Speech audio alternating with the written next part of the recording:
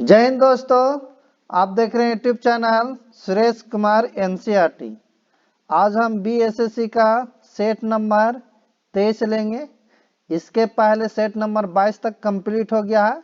अगर नहीं देखे होंगे तो उसे जाके जरूर देखिएगा और नए होंगे तो चैनल को सब्सक्राइब और वीडियो को लाइक एंड शेयर कर दीजिएगा। अगर इस क्लास का पीडीएफ चाहिए तो टेलीग्राम का लिंक हम डिस्क्रिप्शन में दे देंगे, वहां से आप ज्वाइन हो जाइएगा। वहां आपका पीडीएफ, हर वीडियो का आपका पीडीएफ वहीं टेलीग्राम पर मिलेगा। तो नए होंगे तो जरूर चैनल को सब्सक्राइब कीजिएगा और लास्ट में वीडियो को लाइक एंड शेयर कीजिएगा। और आप भी कॉपी कलम लेके बैठा कीजिए ताकि साथ में आप भी आंसर लगाते चला कीजिए। और जो लास्ट में सही होता है वो कमेंट में करके जरूर बताइएगा। ये आपका जो है वॉल्यूम 1 था, इसमें 25 सेट है जिसे जीके जीएस का क्वेश्चन लिया जाएगा। आज है 23वां सेट, 22 तक कंप्लीट किया हुआ। नहीं देखोगे तो जरूर देखिएगा क्योंकि बहुत इंपॉर्टेंट होगा। तो चलते हैं आज का क्वेश्चन।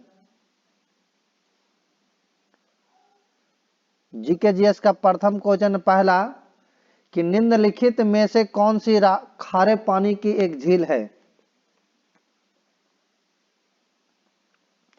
तो याद रखिएगा जो खारे पानी का झील है आपका ये पैंगोंग त्सो है। ऑप्शन नंबर जो होगा आपका डी हो जाएगा। पैंगोंग त्सो खारे पानी की झील है। यह 134 किलोमीटर लंबी है और भारत के लद्दाख से तिब्बत पहुंचती है। शीतकाल में नमक पानी होने के बावजूद झील संपूर्ण जमती है। तो इसका राइट आंसर जो होगा आपका डी हो जाएगा। नेक्स्ट है कि निम्न में कौन भारतीय रिजर्व बैंक के पहले भारतीय गवर्नर थे।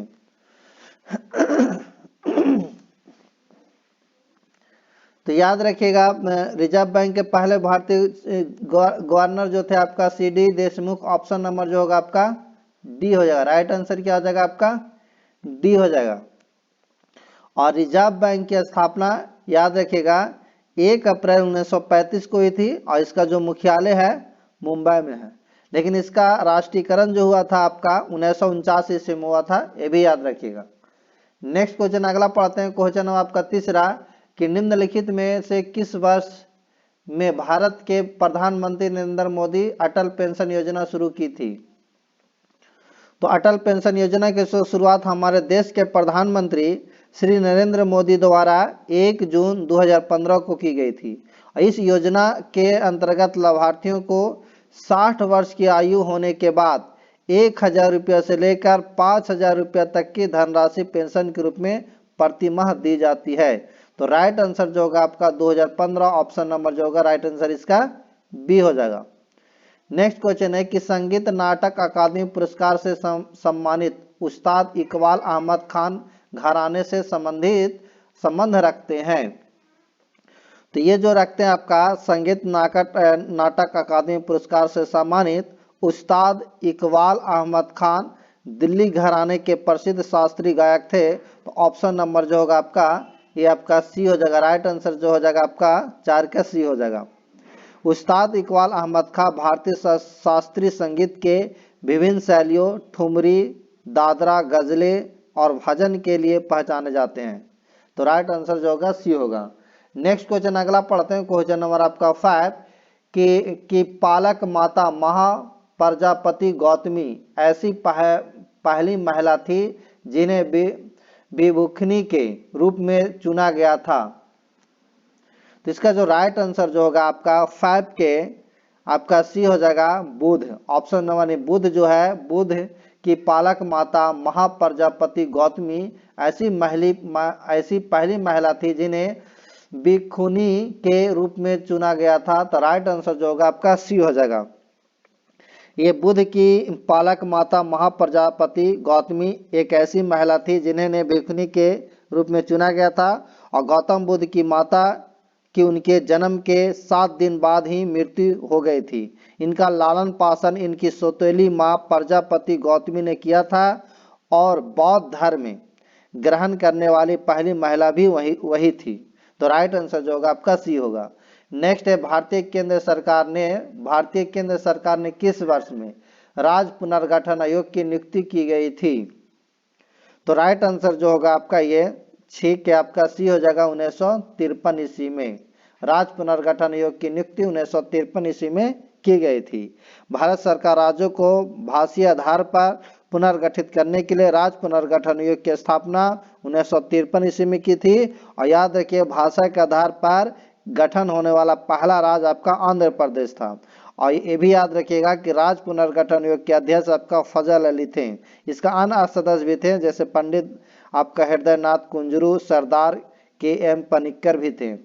नेक्स्ट क्वेश्चन अगला पढ़ते हैं। क्वेश्चन नंबर आपका 57 कि शांति स्वरूप भटनागर पुरस्कार निम्न में से किस विषय से संबंधित है? तो ये जो आपका था शांति स्वरूप भटनागर पुरस्कार विज्ञान और प्रौद्योगिकी विषय से संबंधित है। ऑप्शन नंबर जो होगा आपका डी हो जाएगा। राइट आंसर क्या हो जाएगा आपका? डी हो जाएगा। राइट आंसर क्या हो जाएगा? डी। शांति स्वरूप भटनागर पुरस्कार का नाम CSIR के संस्थापक और निर्देशक स्वर्गीय डॉक्टर स्वरूप भटनागर के नाम से पर रखा गया था। यह हर साल वैज्ञानिकों को विज्ञान और प्रौद्योगिकी में उनके उत्कृष्ट के लिए दिया जाता है। तो राइट आंसर जो होगा आपका 7 के जो होगा डी होगा।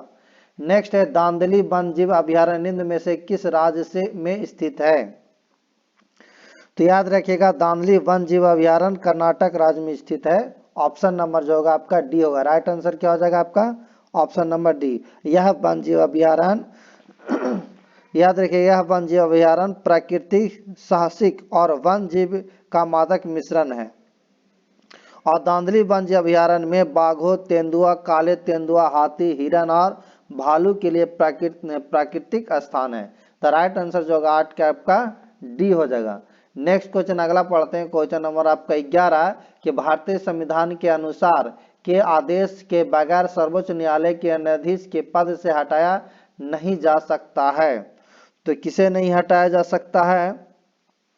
तो ऑप्शन देखते हैं। ऑप्शन नंबर जो है आपका राष्ट्रपति, प्रधानमंत्री, महानवादी या उपराष्ट्रपति।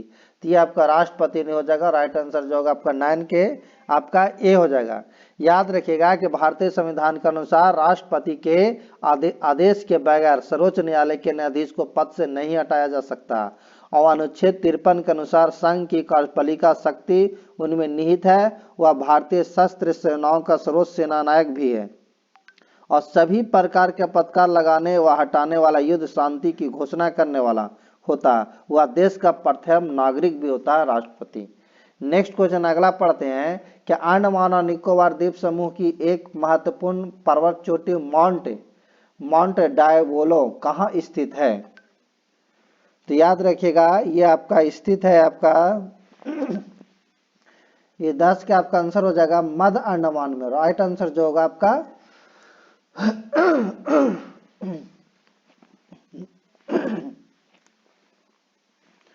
तो 10 के जो राइट आंसर होगा आपका 10 के बी हो जाएगा। याद रखिएगा मध्य अंडमान। और ये आपका अंडमान और निकोबार द्वीप समूह की एक महत्वपूर्ण पर्वत चोटी माउंट डायबोली मध्य अंडमान में स्थित है। अंडमान और निकोबार की सबसे ऊंची चोटी आपका सैंड पीक है। अंडमान और निकोबार की दूसरी सबसे ऊंची चोटी आपका माउंट हैरियट है। नेक्स्ट क्वेश्चन अगला पढ़ते हैं। क्वेश्चन नंबर आपका 11 कि 1815 ईस्वी में भारत का पहला सर्वेयर जनरल किसे नियुक्त किया गया था? तो यह आपका नियुक्त किया गया था कॉलिन मैकेंजी का। ऑप्शन नंबर जो होगा आपका राइट आंसर जो होगा 11 का आपका ए हो जाएगा। कॉलिन मैकेंजी को 1810 ईस्वी में, याद रखिएगा 1810 ईस्वी में मद्रास प्रेसिडेंसी का सर्वेयर जनरल प्रयुक्त किया गया था। लेकिन इन पदों में 1815 ईस्वी में समाप्त कर दिया गया और मैकेंजी को भारत का पहला सर्वेयर जनरल बनाया गया था। नेक्स्ट क्वेश्चन आपका 12 कि निम्न में कौन सा उत्तर पूर्वी राज्य में पहला विशिष्ट अदरक प्रसंस्करण संयंत्र चालू किया गया? तो ये आपका मेघालय में चालू किया गया था। राइट आंसर जो होगा आपका बी हो जाएगा। यानी उत्तर पूर्वी भारत में पहला विशिष्ट अदरक प्रसंस्करण संयंत्र दिसंबर 1920 ईस्वी मेघालय में चालू किया गया। याद रखिएगा। नेक्स्ट क्वेश्चन अगला पढ़ते हैं। क्वेश्चन नंबर आपका 13 का था मानसून के आरंभ एवं पृथ्वी के नारित्व का उत्सव मनाने वाला एक अनूठा त्योहार राजा परवा निम्न में से किस राज्य में मनाया जाता है? तो ये आपका मनाया जाता है उड़ीसा में। ऑप्शन नंबर जो होगा आपका ए हो जाएगा। राइट आंसर क्या हो जाएगा? ए। यानी उड़ीसा में हर्षोल्लास के साथ राजा परवा उत्सव मनाया जाता है, जिसमें मानसूनी शुरुआत और भू देवी यानी धरती माता की विशेष पूजा की जाती है। नेक्स्ट क्वेश्चन अगला पढ़ते हैं। क्वेश्चन नंबर आपका 14 कहता गांधी जी ने दांडी यात्रा प्रारंभ की थी। तो गांधी जी ने आपका नमक कानून तोड़ने के लिए दांडी यात्रा प्रारंभ की थी। ऑप्शन नंबर जो होगा आपका ए हो जाएगा। राइट आंसर क्या हो जाएगा? ए।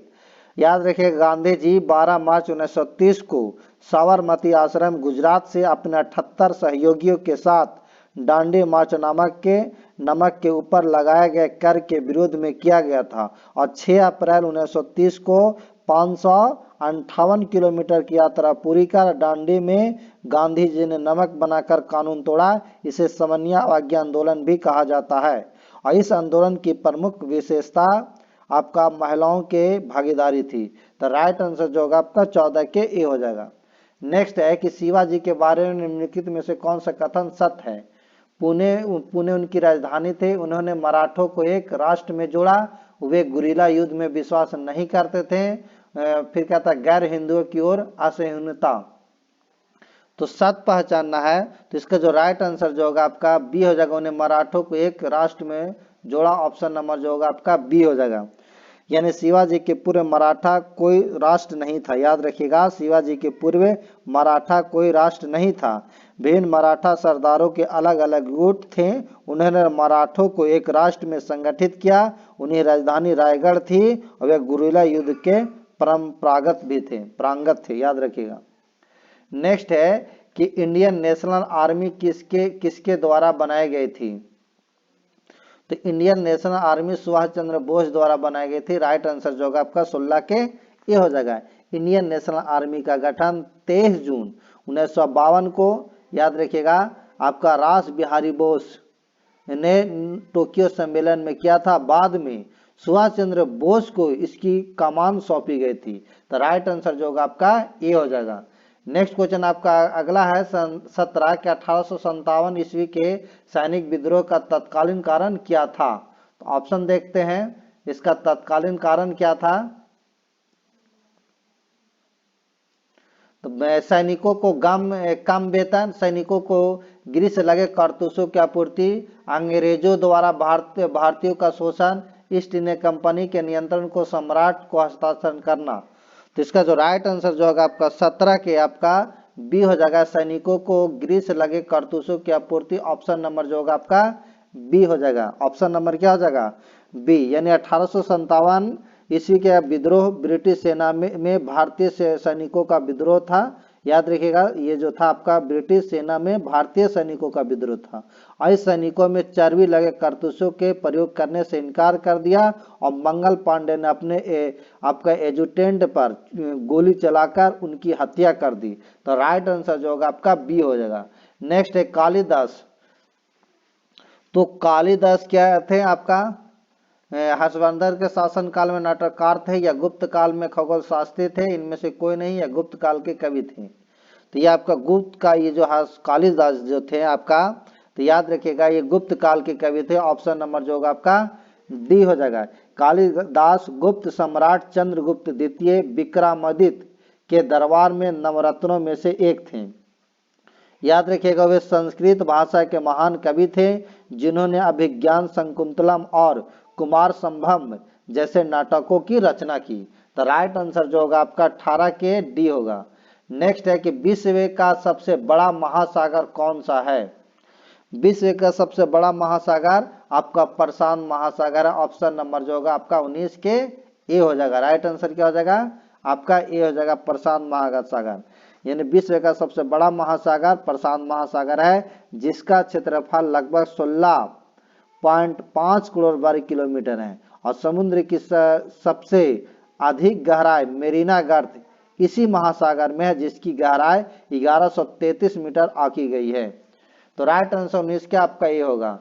नेक्स्ट क्वेश्चन अगला पढ़ते हैं। क्वेश्चन नंबर आपका 20 कि बुद्धवाद और जैनवाद विरोधी आंदोलन आवश्यक रूप से निम्न के विरोध थे। तो किसके विरोध थे? तो ये आपका ब्राह्मणों के रीति रिवाजों तथा औपचारिकता के। ऑप्शन नंबर जो होगा आपका 20 के राइट आंसर बी हो जाएगा। बुद्धवाद और जैनवाद अनिश्वरवादी धर्म थे। उन्होंने ब्राह्मण के रीति रिवाजों एवं कर्म कांडों का विरोध किया था और इनके अनुसार ब्राह्मणों के कर्म कांड और यज्ञ एक जीर्ण नाव के समान है जो संसार सागर से मनुष्य को पार नहीं ले जा सकती। तो राइट आंसर जो होगा आपका बी 20 के बी होगा। नेक्स्ट क्वेश्चन है कि 4 आश्रम निम्न से संबंधित है। जीवन के चरणों से, जाति से, राजाओं महात्माओं के निवास स्थान से या आर्य समाज के धार्मिक और पूजनीय स्थल से। तो इसका जो राइट आंसर जो होगा 21 के आपका ए हो जाएगा। जीवन के चरणों से ऑप्शन नंबर जो होगा ए हो जाएगा। याद रखिएगा, यानी प्राचीन काल में जीवन को 100 वर्षों का मानकर, याद रखिएगा 4 आश्रम निम्न में से संबंधित है। तो याद रखिएगा कि प्राचीन काल में जीवन को 100 वर्षों का मानकर 25-25 वर्ष के 4 चरणों में विभाजित किया गया और प्रत्येक चरणों को आश्रम की संज्ञा दी गई। इस चरण में अगर कहा जाए तो पहला ब्रह्मचार्य जो था ब्रह्म आश्रम जो 0 से 25 वर्ष, दूसरा था आपका गृहस्थ आश्रम जो 25 से 50 वर्ष, एक होता आपका तीसरा वानप्रस्थ आश्रम जो 50 से 75 वर्ष और एक चौथा था संन्यास आश्रम जो 75 से 100 वर्ष था। तो राइट आंसर जो होगा आपका 21 के ए हो जाएगा। नेक्स्ट क्वेश्चन है कि निम्न में से किसके प्रयासों से 1856 ईस्वी में विधवा पुनर्विवाह अधिनियम पारित हुआ था। तो ये आपका हुआ था ईश्वर चंद्र विद्यासागर के।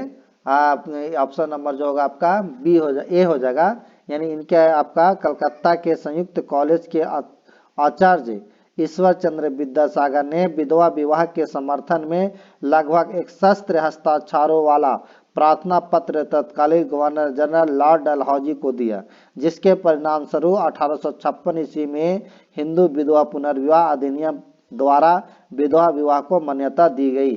तो राइट आंसर जो होगा आपका 22 के ए हो जाएगा। नेक्स्ट क्वेश्चन है कि चिपको आंदोलन निम्न में से किससे संबंधित है। तो चिपको आंदोलन जो आपका है पौधा संरक्षण से संबंधित है। ऑप्शन नंबर जो होगा आपका 23 के डी हो जाएगा।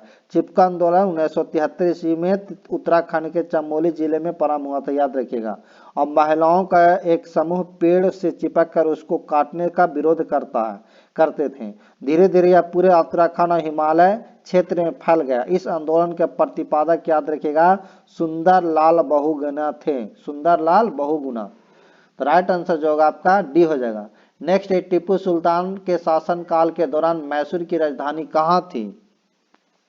तो ये आपका श्रीरंगपट्टनम थी। ऑप्शन नंबर 24 के जो होगा आपका सी हो जाएगा। यानी टीपू सुल्तान जो शासनकाल, याद रखा टीपू सुल्तान का शासनकाल 1782 से 1799 ईस्वी तक था के दौरान की राजधानी जो था श्रीरंगपट्टनम में, वहां पर उन्होंने स्वतंत्रता का वृक्ष लगाया था। और चतुर्थ आंग्ल मैसूर युद्ध में अंग्रेजों ने टीपू सुल्तान की राजधानी श्रीरंगपट्टनम को जीत लिया था, याद रखिएगा।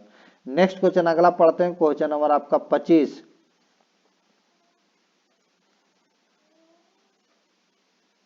25 में कहता है कि हर्षवर्धन के राजकाल में एक बड़े बौद्ध मठ की स्थापना कहां पर हुई थी। तो ये आपका जो हुआ था ऑप्शन नंबर जो होगा 25 के आपका डी नालंदा में। ऑप्शन नंबर जो होगा आपका डी हो जाएगा। याद रखिएगा नालंदा बौद्ध मठ गुप्त काल में कुमारगुप्त प्रथम ने स्थापित कराया था। वह हर्षवर्धन के शासनकाल में ही स्थित था। नेक्स्ट क्वेश्चन अगला पढ़ते हैं। जामा मस्जिद किसने बनवाई थी। तो जामा मस्जिद जो बनाए थे आपका शाहजहां ने। ऑप्शन नंबर जो होगा 26 के आपका सी हो जाएगा। याद रखिएगा 26 के सी। ये शाहजहां ने लाल किले में याद रखिएगा शाहजहां ने लाल किले के निर्माण के साथ ही दिल्ली की सुप्रसिद्ध जामा मस्जिद का निर्माण कराया था। जहां आपको याद रखिए शाहजहां के ज्येष्ठ पुत्री जहां आरा बेगम ने भी आगरा में एक जामा मस्जिद का निर्माण कराया है, याद रखिएगा भी। यानी शाहजहां के आपका एक पुत्री जहां आरा बेगम ने आगरा में एक जामा मस्जिद का निर्माण कराया। नेक्स्ट क्वेश्चन अगला पढ़ते हैं। क्वेश्चन नंबर आपका 27। चंगेज खां के अधीन मंगोलों ने भारत पर आक्रमण किसके शासन में किया था। तो ये किया था आपका इल्तुतमिश के शासन में। ऑप्शन नंबर जो होगा आपका बी हो जाएगा। इल्तुतमिश के शासनकाल में 1221 ईस्वी में सर्वप्रथम मंगोल अपने नेता चंगेज खां के अधीन भारत पर आक्रमण किया। इल्तुतमिश की बुद्धिमत्ता से यह संकट टल गया था। इल्तुतमिश की मृत्यु अप्रैल 1236 ईस्वी में हो गई थी। नेक्स्ट क्वेश्चन है कि हंटर आयोग की नियुक्ति किसकी जांच के लिए की गई थी? हंटर आयोग की नियुक्ति जलियांवाला बाग हत्याकांड के लिए जांच के लिए नियुक्त किया गया था। ऑप्शन नंबर होगा 28 के आपका बी। जलियांवाला हत्याकांड की जांच के लिए तो आपका 19 अक्टूबर 1919 को हंटर आयोग की नियुक्ति हुई थी और इस आयोग के अध्यक्ष जेसी हंटर थे और इस आयोग ने 28 मई 1920 को अपनी रिपोर्ट प्रकाशित की थी और कांग्रेस ने मदन मोहन मालवीय की अध्यक्षता में एक हत्याकांड की जांच के लिए पंजाब जांच समिति का गठन किया था। नेक्स्ट क्वेश्चन अगला पढ़ते हैं, क्वेश्चन नंबर आपका 29 कि कोई विधेयक धन विधेयक है या नहीं, इसका निर्णय कौन करता है? तो इसका जो निर्णय करता लोकसभा अध्यक्ष करता। ऑप्शन नंबर जो होगा आपका ए हो जाएगा। राइट आंसर क्या हो जाएगा आपका ए हो जाएगा। याद रखिएगा भारतीय संविधान का अनुच्छेद 110 के 3 के उपबंधों के तहत कहा गया है कि कोई विधेयक धन विधेयक है या नहीं, इसका निर्णय जो करेगा आपका लोकसभा अध्यक्ष द्वारा किया जाएगा। नेक्स्ट क्वेश्चन है कि लोकसभा का सेक्रेटरी जनरल जो लोकसभा सचिवालय का प्रमुख होता है किसके द्वारा नियुक्त किया जाता है? तो ये जो नियुक्त किया जाता है ये आपका स्पीकर द्वारा यानी लोकसभा अध्यक्ष द्वारा। ऑप्शन नंबर जो होगा आपका 30 के जो होगा आपका सी हो जाएगा। याद रखिएगा 30 का सी।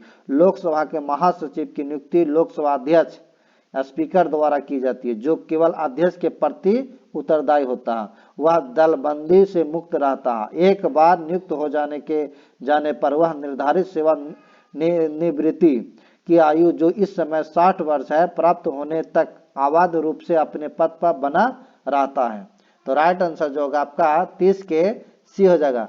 नेक्स्ट क्वेश्चन है कि निम्न में किस राज्य से होकर कर्क रेखा गुजरती है? तो किस राज्य से गुजरती है? तो ये आपका झारखंड से राज्य से गुजरती है। ऑप्शन नंबर जो होगा आपका 31 के डी हो जाएगा। कर्क रेखा भारत के मध्य से गुजरती है और याद रखिएगा ये 8 राज्यों से गुजरती है जिसमें राज्य में पहला आपका राजस्थान, गुजरात, मध्य प्रदेश, छत्तीसगढ़, झारखंड, पश्चिम बंगाल, त्रिपुरा एवं मिजोरम है। यह 8 राज्यों से गुजरती है। नेक्स्ट क्वेश्चन है कि किस अंग्रेज ने पहली बार भागवत गीता का अंग्रेजी ने अनुवाद किया था? तो इसका जो राइट आंसर होगा 32 के आपका बी चार्ल्स विल्किंसन ने। ऑप्शन नंबर जो होगा आपका 32 के बी हो जाएगा। 32 के बी श्री भागवत गीता। याद रखिएगा श्री मद भागवत गीता का अंग्रेजी अनुवाद चार्ल्स विल्किंसन द्वारा गवर्नर जनरल वारेन हेस्टिंग्स के कार्यकाल के दौरान 1784 ईस्वी में किया गया था।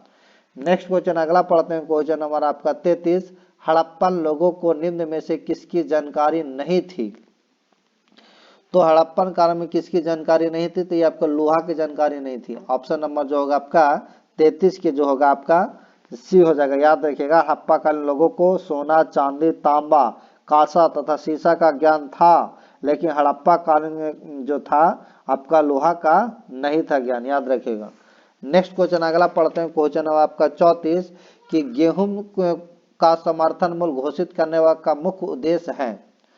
तो इसका मुख्य उद्देश्य है मूल्य का एक निश्चित स्तर से नीचे ना गिरने देना। ऑप्शन नंबर जो होगा आपका 34 के समर्थन मूल्य। याद रखिएगा समर्थन मूल्य वह मूल्य है जिस पर सरकार किसानों द्वारा बेची जाने वाली अनाज की पूरी मात्रा क्रय करने के लिए तैयार हो।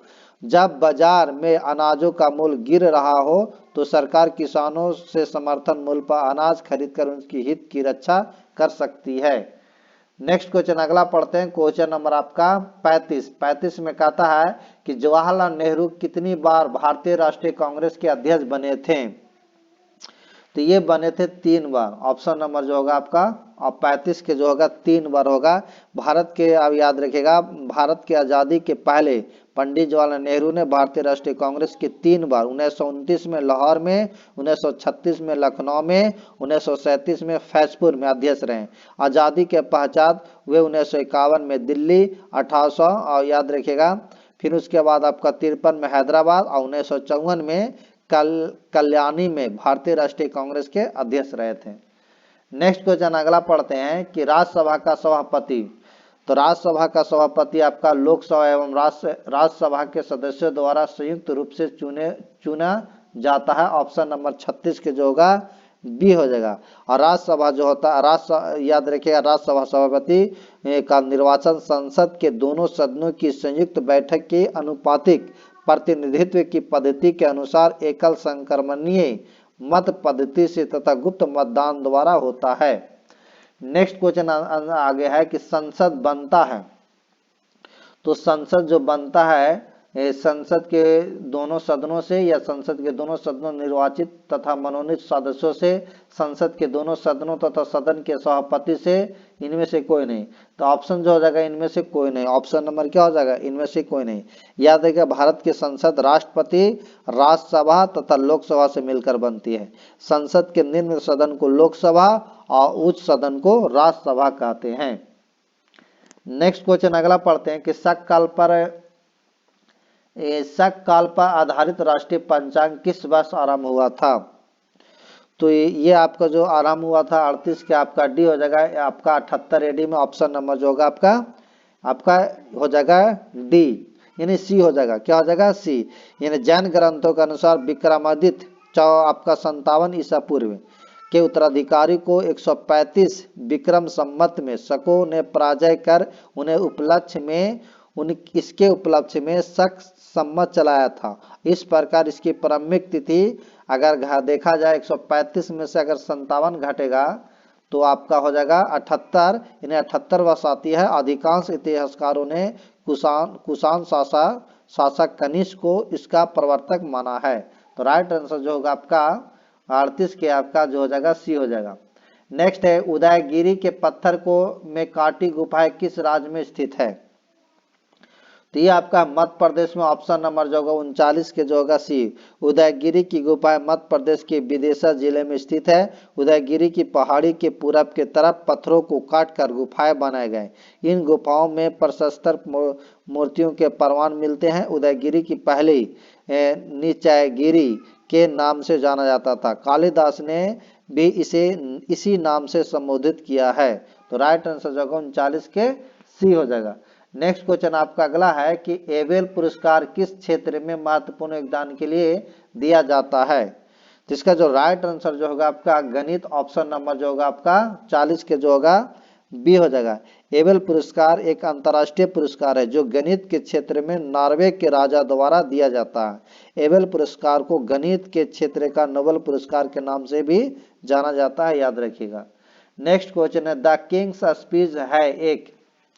तो द किंग्स स्पीच जो है आपका वर्ष 2010 में टॉम हूपर द्वारा निर्देशित और डेविड सिडलर द्वारा लिखी गई एक ब्रिटिश फिल्म है। ऑप्शन नंबर जो होगा आपका सी हो जाएगा, पुरस्कृत सिनेमा। ऑप्शन नंबर जो होगा सी हो जाएगा। नेक्स्ट क्वेश्चन अगला पढ़ते हैं। क्वेश्चन नंबर आपका केर्न इंडिया इनमें से किसके उत्पादन के लिए जाना जाता है। केर्न इंडिया किसके उत्पादन के लिए जाना जाता है। तो ये आपका जाना था खनिज गैस तेल उत्पादन के लिए। ऑप्शन नंबर जो होगा आपका सी हो जाएगा। केर्न इंडिया का मुख्यालय गुड़गांव हरियाणा में स्थित है। यह कंपनी तेल व पेट्रोलियम गैस के उत्पादन के लिए कार्यरत है और इसकी स्थापना याद रखिएगा 2007 ईस्वी में हुई थी। नेक्स्ट है कि 326 ईसा पूर्व में उत्तर पश्चिम भारत में सिकंदर का अतिक्रमण इनमें से किसके काल में हुआ था। तो ये आपका नंद के समय में हुआ था। ऑप्शन नंबर होगा 43 के आपका बी। 326 ईसा पूर्व में उत्तर पश्चिम भारत में सिकंदर का अतिक्रमण नंद वंश के काल में हुआ था और इस समय नंद वंश का शासक धनानंद था, याद रखिएगा। धनानंद नंद साम्राज्य का अंतिम शासक था। नेक्स्ट क्वेश्चन अगला पढ़ते हैं। क्वेश्चन नंबर आपका 44 कि इनमें किस अवधि में Lord William Bentinck governor general थे। तो ये आपका थे 1828 से 35। ऑप्शन नंबर जो होगा आपका सी होगा।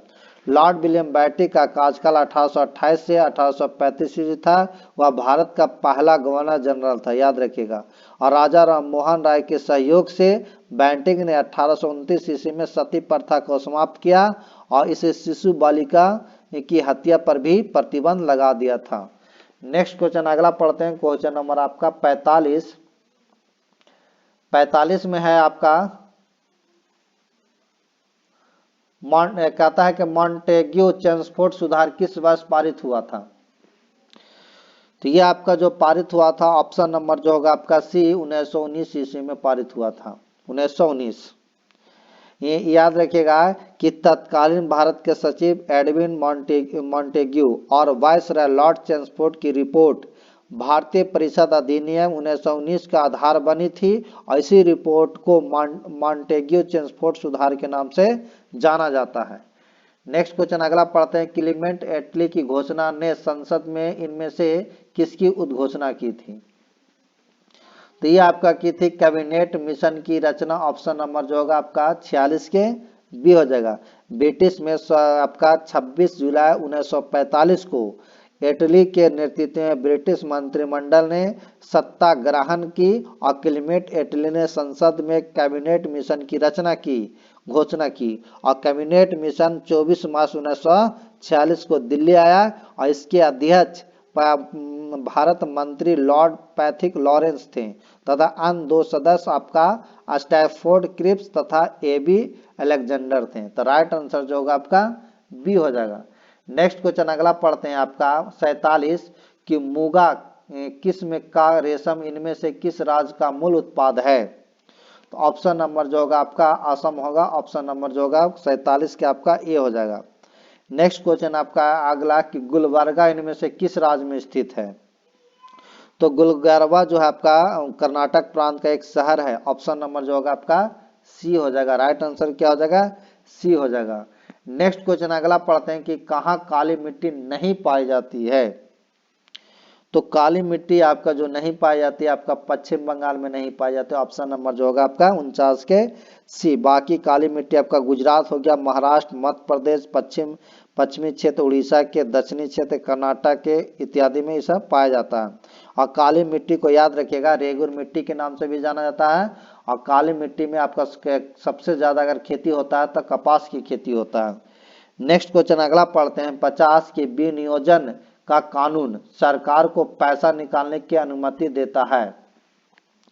तो इसका जो राइट आंसर जो होगा बी होगा, भारत के समाधि निधि, ऑप्शन नंबर जो होगा समाहित निधि से, ऑप्शन नंबर जो होगा आपका बी हो जाएगा। याद रखिएगा यानी भारत के संविधान का अनुच्छेद 266 के 1 के अनुसार विनियोजन का कानून सरकार को भारत के संचित निधि, इसे क्या कहते हैं, संचित निधि से पैसा निकालने की अनुमति देता है। ऑप्शन नंबर जो होगा बी होगा, भारत के समाहित निधि से। नेक्स्ट क्वेश्चन अगला पढ़ते हैं। क्वेश्चन आपका 51 कि निम्नलिखित में कौन सी फाइल फॉर्मेट का उपयोग वेब ग्राफिक्स के लिए किया जाता है। तो ये जो आपको किया जाता है GIF, option number dot GIF, option number जो होगा आपका डी हो जाएगा GIF। और इसका जो फुल फॉर्म होता है आपका ग्राफिक इंटरचेंज फॉर्मेट होता है।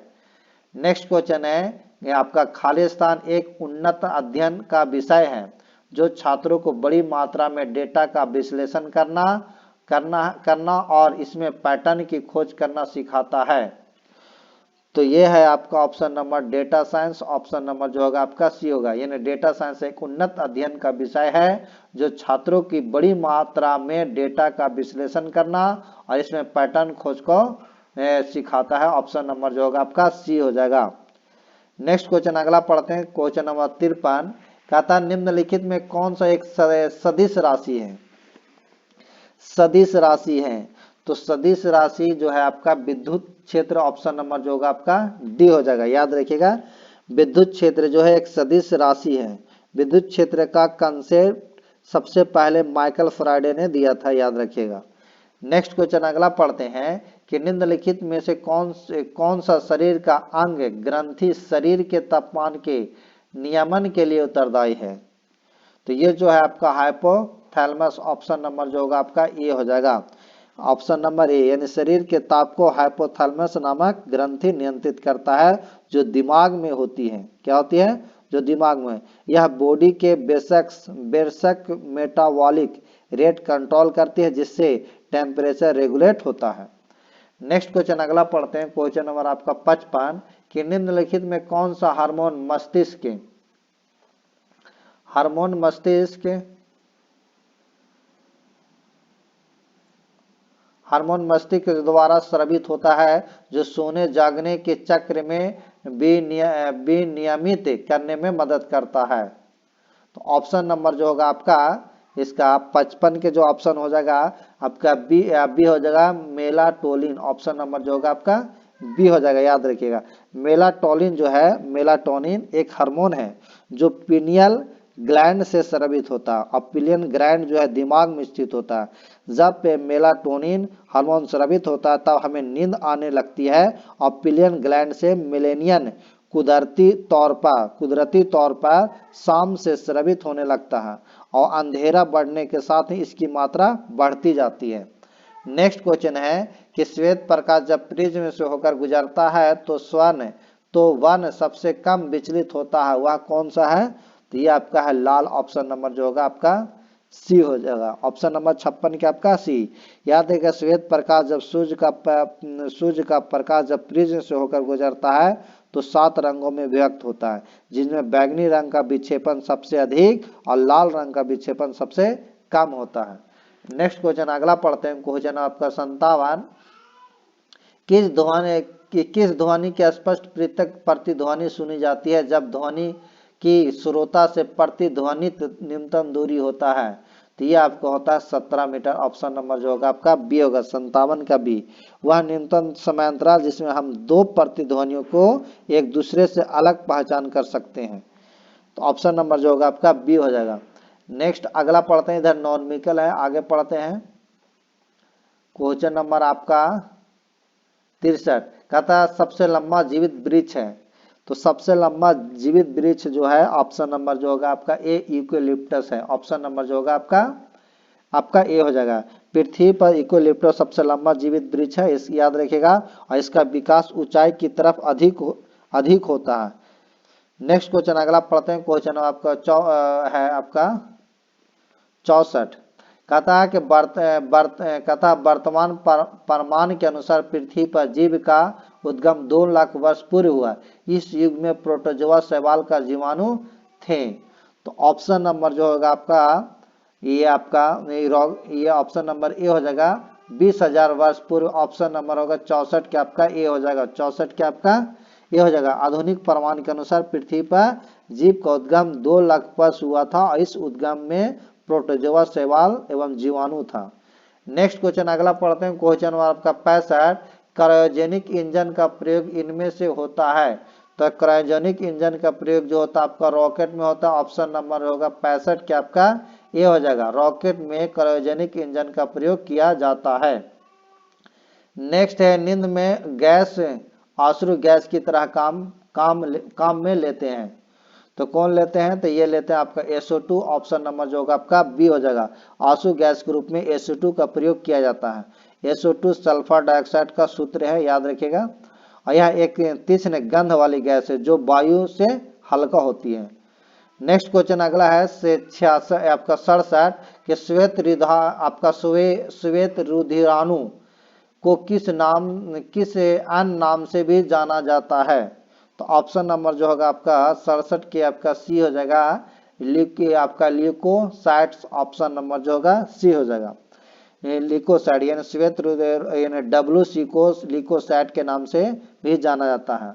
और वयस्क प्रणाली में लाल रक्त कणिकाओं का निर्माण बड़ी हड्डियों की अस्थिमज्जा में संपन्न होता है और RBC का निर्माण करने वाला ऊतक को इरिथ्रोपोएटिक ऊतक कहते हैं। नेक्स्ट है आपका कास्टिक सोडा का रासायनिक सूत्र। तो कास्टिक सोडा का रासायनिक सूत्र आपका NaOH होता है। ऑप्शन नंबर जो होगा आपका ए हो जाएगा।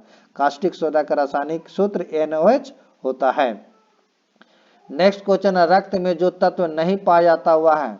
तो रक्त में नहीं पाए जाने वाला तत्व आपका तांबा। ऑप्शन नंबर जो होगा आपका 69 के बी हो जाएगा। रक्त में तांबा नहीं पाया जाता है, याद रखिए, रक्त में तांबा नहीं पाया जाता है। और रक्त का पीएच मान आपका 7.5 होता है जो क्षारीय होता है। नेक्स्ट क्वेश्चन अगला पढ़ते हैं। आलू का अंकुर उपयोग है।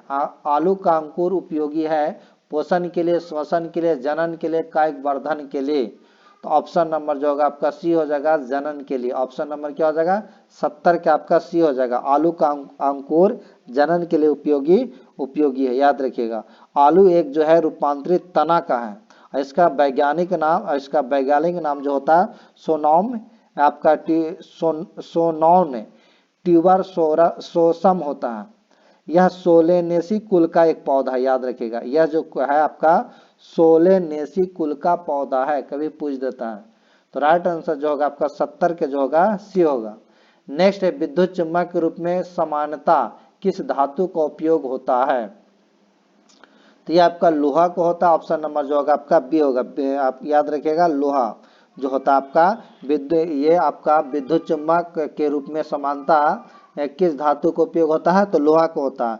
विद्युत धारा एक चुंबकीय क्षेत्र उत्पन्न करती है और इसी चुंबकीय प्रभाव द्वारा विद्युत चुम्बक बनाए जाते हैं। और विद्युत चुम्बक बनाने के लिए नर्म लोहा का प्रयोग किया जाता है। नेक्स्ट क्वेश्चन अगला पढ़ते हैं। क्वेश्चन नंबर आपका 72 गोबर गैस का प्रमुख अवयव है? तो गोबर गैस के प्रमुख रूप से मीथेन पाए जाते हैं। ऑप्शन नंबर जो होगा आपका ये हो जाएगा। राइट आंसर क्या हो जाएगा आपका ए। नेक्स्ट है मिर्गी एक बीमारी है। मिर्गी एक बीमारी है। तो मिर्गी एक बीमारी है स्नायु प्रणाली की। ऑप्शन नंबर जो होगा आपका ये हो जाएगा। मिर्गी को अब याद रखें अपस्मार रोग भी कहा जाता है। अपस्मार रोग यह मस्तिष्क के आंतरिक रोगों के कारण होती है। जब रोगी को दौरा आता है तो वह चिल्लाता है तथा मुंह से झाग निकलता है। तो राइट आंसर जो होगा आपका 73 के बी हो जाएगा। नेक्स्ट क्वेश्चन अगला पढ़ते हैं। क्वेश्चन नंबर 74 कि श्वेत प्रकाश 7 रंगों से मिलकर बना होता है, जिसमें किस रंग का तरंगदैर्घ्य सबसे अधिक होता है? तो याद रखिएगा सबसे जो अधिक होता है आपका लाल रंग का सबसे ज्यादा अधिक होता है और बैगनी का सबसे कम होता है। याद रखिए बैगनी रंग का सबसे कम और लाल रंग का सबसे ज्यादा। नेक्स्ट क्वेश्चन अगला पढ़ते हैं। क्वेश्चन नंबर आपका 75 में कहता स्पेक्ट्रम एक प्रकाशीय यंत्र है जिसके द्वारा प्रकाश का विक्षेपण किया जाता है। ऑप्शन नंबर जो होगा आपका ए हो जाएगा। याद रखिए जब सूर्य का प्रकाश प्रिज्म से होकर गुजरता है तो वह अपवर्तन के पश्चात प्रिज्म के आधार की ओर झुकने के साथ साथ भिन्न रंगों के प्रकाश में बढ़ जाता है और इस प्रकार से प्राप्त रंगों के समूह को वर्ण क्रम कहते हैं और तथा श्वेत प्रकाश को अपने अवयवी रंगों में व्यक्त होने की प्रक्रिया को वर्ण विक्षेपण कहते हैं। तो राइट आंसर जो होगा आपका 75 के होगा। आज ये आपका लास्ट क्वेश्चन था। अगर अच्छा लगा होगा तो वीडियो को लाइक एंड शेयर कर दीजिएगा और नए होंगे तो चैनल को जरूर सब्सक्राइब कीजिएगा। अगर क्लास का पीडीएफ चाहिए तो डिस्क्रिप्शन में टेलीग्राम का लिंक दे देंगे, वहां से आप ज्वाइन हो जाएगा, वहां आपका पीडीएफ मिल जाएगा। Thank you.